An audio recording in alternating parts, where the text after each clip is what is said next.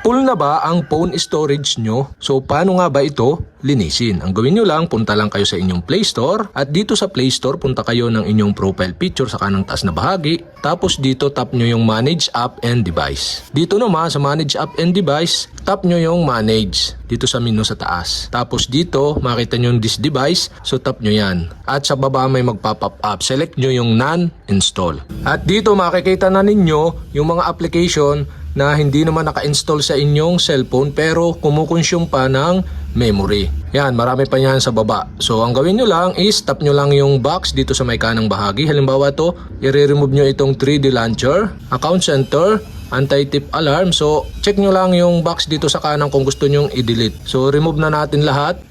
Tapos after nyo ma-check, so tap nyo yung delete icon dito sa kanang taas na bahagi para ma-delete yung mga application na hindi nyo na kailangan. Tapos dito sa pop-up, tap nyo yung remove button. Yan, 10 apps remove. So ulitin nyo lang, pagka marami kayong application na hindi naman naka-install sa inyong mobile phone at kailangan nyo nang i-remove, tap nyo uli yung delete icon sa kanang taas na bahagi, tapos remove sa pop-up. So ganun lang. Ganito lang ang gagawin nyo para tumaas uli o magkaroon uli ng available storage ang inyong mobile phone. Yan. I-remove nyo lang yung mga apps na hindi naman naka-install sa inyong cellphone.